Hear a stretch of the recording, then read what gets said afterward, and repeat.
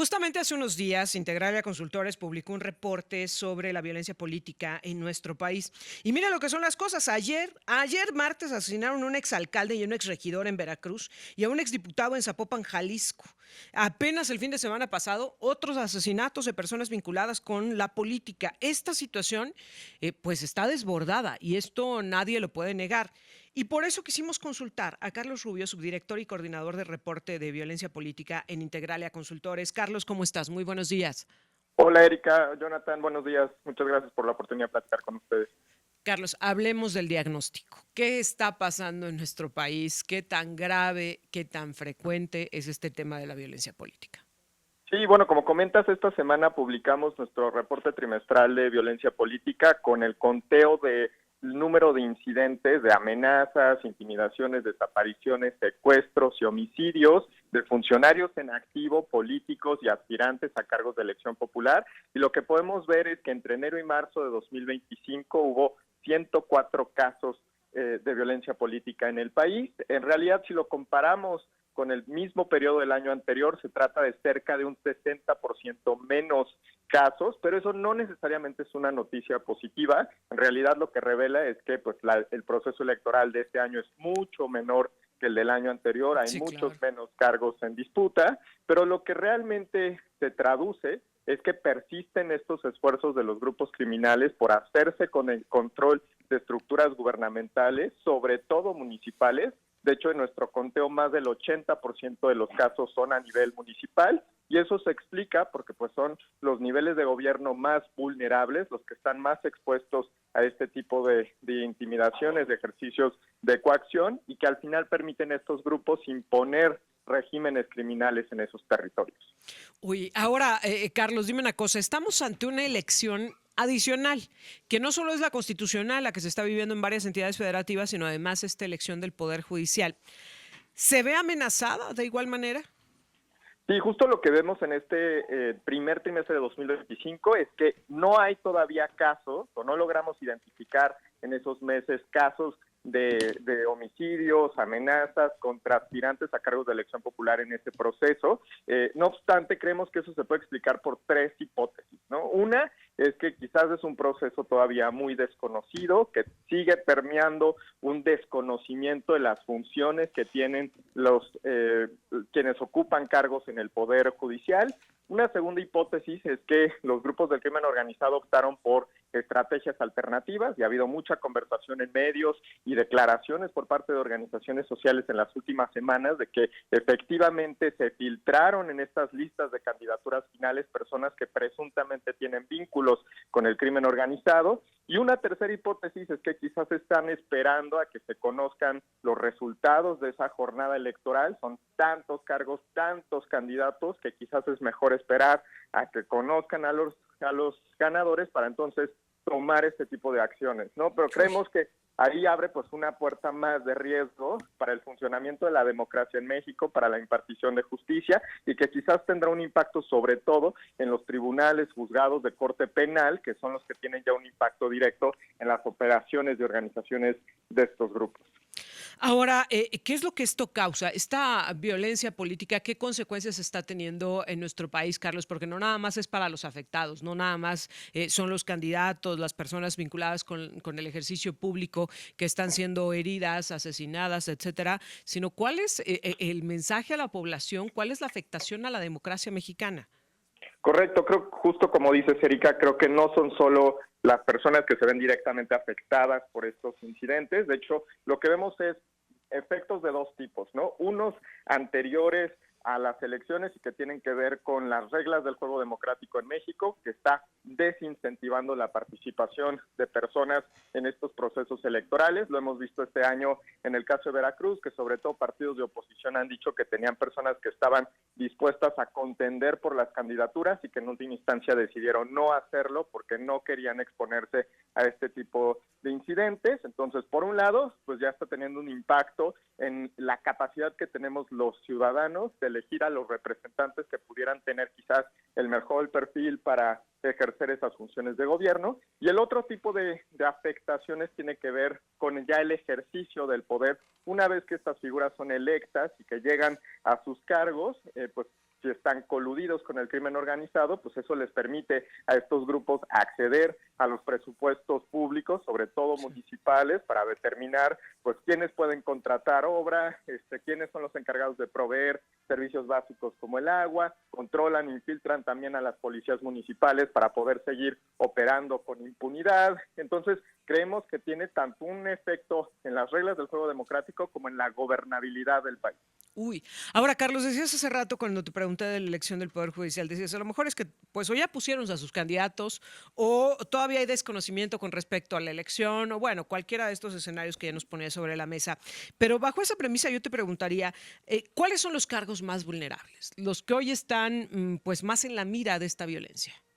Sí, los cargos más vulnerables, digo, en el caso de las elecciones del Poder Judicial, serían los que están contendiendo para ser jueces de corte penal, porque pues obviamente esos son los que al final emiten sentencias que afectan a los integrantes de estos grupos criminales. En términos de las elecciones ordinarias, los funcionarios que están más en riesgo son los aspirantes a presidentes municipales y alcaldías, porque al final pues son los que permiten o no a estos grupos operar en esos territorios. Y una cosa que hemos visto también interesante en términos geográficos es que los estados que tienden a tener más casos de violencia política son aquellos que tienen más alta presencia de grupos criminales, combinado con una disputa entre organizaciones rivales por hacerse con el control de esos territorios. Y eso explica quizás por qué en este proceso electoral Veracruz sí tiene casos de incidencia de violencia política, 13 según nuestro conteo entre enero y marzo de 2025, y Durango no, solamente uno. Y eso es porque pues justo Veracruz tiene más grupos criminales que están disputando el control de los mercados ilícitos que operan en esos municipios. Ahora, hay una concentración geográfica, es decir, un punto donde podamos decir, mira, esta zona es la que está más emproblemada, o tiene que ver, como decías, por la situación particular de cada uno, pues de los estados, de los municipios, o si hay una zona, digamos, que podamos identificar con mayor riesgo. En los últimos procesos electorales y también en lo que hemos visto, porque nosotros hemos estado haciendo este conteo al menos desde 2021, es que hay una concentración geográfica, sobre todo en el centro y el sur del país, que es donde hay más entidades que tienen estas características de presencia de grupos criminales y disputas entre organizaciones rivales. En este primer trimestre, Morelos, Veracruz, Puebla, Guerrero y Oaxaca fueron las 5 entidades con la mayor cantidad de casos. Pero hay una excepción clara a esa concentración geográfica que es Baja California, en el norte del país, que también tuvo un número elevado de casos de violencia política en este primer trimestre y que creemos se explica justo por la disputa que hay entre varias organizaciones para controlar sobre todo el cruce de Tijuana para poder pues seguir enviando pues distintos tipos de drogas a Estados Unidos. ¿Hay algún partido político que sea el que se ha visto más afectado? ¿Es la oposición? ¿Es el partido en el poder? ¿Cuál es la fuerza política que se ha visto más trastocada?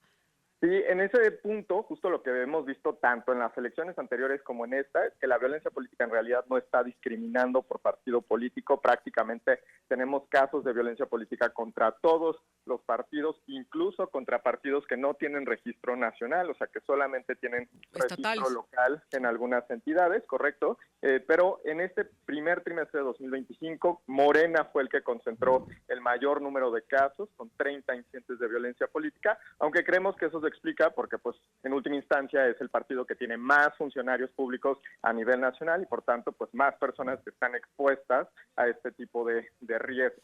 Sí, el número tiene una mayor representación, sin embargo, Carlos, sí me llama la atención porque es el partido en el poder. Uno entendería, incluso pues es como estas viejas prácticas, ¿no? Que los que forman parte de ese club, de ese partido político, pues tienen una mayor protección por parte del Estado mexicano, ¿no? Una atención y una comunicación mucho más directa con la presidencia de la República, con la Federación, y hoy vemos que esto pues tampoco los está blindando de esta amenaza. Correcto, completamente de acuerdo. Ahí vemos que pues persisten fallas, deficiencias, carencias en la estrategia, en los protocolos que está implementando el gobierno federal, no solo en este proceso electoral, sino en los anteriores para garantizar la seguridad de los aspirantes, candidatos y candidatas a puestos de elección popular, y es una pues, situación que preocupa sobre todo si pensamos en la elección que viene, la de 2027, que otra vez va a ser una elección muy grande en la que prácticamente va a haber cargos locales en disputa en todos los estados de la República, y que nuevamente pues veremos si el gobierno federal realmente puede diseñar e implementar un protocolo que garantice la seguridad, o nuevamente alcanzaremos un récord de violencia política como el año anterior. Carlos, justo iba con esta pregunta. ¿Qué tendría que estar haciendo la autoridad y qué autoridad? Porque, a ver, me preocupa mucho este apartado que ustedes mencionan en este reporte sobre los efectos de la violencia política, porque además lo dividen en cuáles son los aspectos políticos, económicos, los sociales, y hay, pues me parece, un impacto muy fuerte en lo que puede generar esta violencia, lo que ya decíamos, ¿no? Pues que la gente ya no quiera participar, sobre todo que los perfiles honorables, la gente que tiene algo que aportarle a este país diga, pues yo para qué me meto en eso, si es una amenaza, para qué me problemo, ¿no? Mejor me quedo al margen de la participación, que la sociedad viva con este temor permanente, los efectos, insisto, económicos, políticos, en fin. ¿Qué tendría que estar haciendo la autoridad y quién tendría que estar reaccionando ante esto? Sí, bueno, ahorita lo que se hace es que las y los candidatos que sufran algún tipo de amenaza tienen que reportarlo ante el INE, levantar un reporte formal para que el INE después transmita ese reporte a las autoridades federales correspondientes, a la Secretaría de Seguridad y Protección Ciudadana, a la Secretaría de Gobernación, para que se determine si se le asigna o no protección a ese candidato o candidata, pero ese protocolo en realidad es insuficiente, no garantiza la seguridad de todos los candidatos y candidatas que están en riesgo en estos procesos electorales. Creo que una de las principales variables que se tendría que atender para poder mitigar o reducir la incidencia de este fenómeno sería la impunidad. Sigue habiendo niveles muy altos de impunidad en México para quienes cometen este tipo de delitos, tanto para quienes llevan a cabo actos de violencia política como con quienes ejercen funciones públicas y están vinculados con el crimen organizado, ¿no? Y ahí tenemos el ejemplo del operativo Enjambre que se ejecutó hace algunos meses, que fue pues una noticia positiva que parece señalar que este gobierno pues está dispuesto a tomar más acciones en contra de funcionarios públicos que tengan relaciones con grupos del crimen organizado, pero que al final no sabemos qué pasó después con esos cargos, ¿no? Realmente se les impusieron sentencias de qué tipo, por qué cargos, etcétera. Entonces, todavía hay pues mucha impunidad que motiva a los grupos del crimen organizado a seguir llevando a cabo este tipo de actos. Sí, claro, porque el riesgo es bajísimo, ¿no? Claro. De que te cachen, de que te detengan, de que te procesen. Híjole, qué situación. Ahora, ¿a qué nos estamos arriesgando? Y quiero hacer énfasis en esto. Si no se combate la violencia política, si seguimos avanzando en esta línea, tú lo decías, a ver, este año tenemos menos, pero porque los procesos son menores. El año pasado, pues sí, que era una elección grande, la más grande en los últimos años, pues obviamente tuvo un mayor índice, pero a ver, vamos a llegar a ese momento otra vez, van a transcurrir los años y vamos a llegar otra vez a la elección principal, es decir, de la presidencia de la República, donde se conjuguen varias entidades federativas, en el caso de las gubernaturas, renovación del Congreso de la Unión, etcétera. Si no cambiamos lo que está sucediendo en este país, ¿a qué nos vamos a enfrentar? ¿Hacia dónde estamos transitando, Carlos?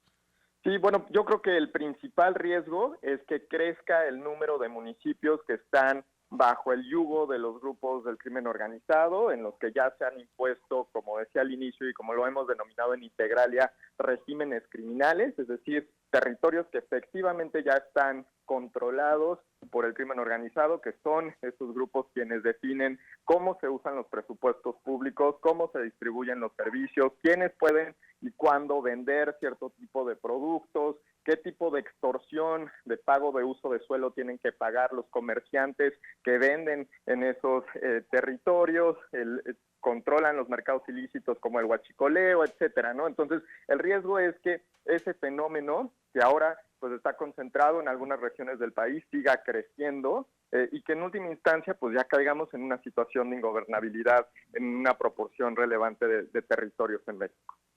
Uy. Carlos, pues te agradezco mucho que compartas este reporte con nosotros. Finalmente te preguntaría dónde lo puede consultar la ciudadanía, la gente que nos está escuchando, que nos está viendo, que nos sigue esta mañana. Sí, muchísimas gracias. El reporte completo está en nuestra página, integralia.com.mx, o lo pueden consultar también a través de nuestros perfiles en LinkedIn, X e Instagram. Déjame sumarte una pregunta más, porque es algo que hemos observado mucho en México, el argumento y la respuesta que da la autoridad después de una situación lamentable o de violencia y particularmente de violencia política. Todos estos asesinatos, todos estos ataques tienen que ver con que la autoridad esté metida en algo, en una complicidad, etcétera, o también es un acto de presión. No, siempre, definitivamente es un acto de presión, o sea, lo que hemos visto tanto en este proceso como en procesos anteriores es que en ocasiones a las personas que se niegan a seguir la línea pactada por el crimen organizado o a pues tomar cierto tipo de acciones o que prometen en sus campañas electorales que van a tomar ciertas acciones contra el crimen organizado, son quienes pues tienden a tener este tipo de incidentes, ¿no? Entonces no significa necesariamente que ya han sido coludidos, sino que están enfrentando las presiones para sumarse, para corromperse y que si se niegan, pues se enfrentan a estos actos. Es que ha sido como el argumento acá, por ejemplo, en el caso de San Luis Potosí, ¿no? Se presenta un hecho violento, seguramente estaba vinculado, algo tenía, algo traía, lo que tú nos estás diciendo, no forzosamente, al contrario, pues quienes no le quieren entrar, quienes no quieren ser aliados de los grupos criminales, pues son de pronto quienes se colocan en la posición más vulnerable. Gracias, Carlos. Muchas gracias, Erika, que tengas buen día. Muy buenos días. Hasta Bueno, luego. pues ahí está el reporte de Integralia Consultores sobre violencia política. Carlos Rubio, subdirector y coordinador de este informe, es quien platica con nosotros. Y bueno, pues ahí está a disposición de la gente para que lo puedan consultar. Y nos muestra un panorama y un escenario bien preocupante en este país. ¿Eh? Ya lo decíamos, el hecho de que pues, quien decide levantar la mano, quien decide participar en la vida pública, pues esté bajo esta amenaza y sobre todo quien quiere hacer bien su trabajo, pues manda un mensaje bien peligroso, o de que los ciudadanos se alejen de la posibilidad de participación, o que quienes estén ahí pues sean los que quieran negociar, los que quieran estar aliados a los delincuentes, a los criminales, y que nos quedemos pues sin la posibilidad de una representación digna, real, sin el ejercicio público vinculado a la sociedad y no a los grupos delictivos. Y ojo que esto, ya lo decía Carlos, también se puede presentar en la elección del Poder Judicial.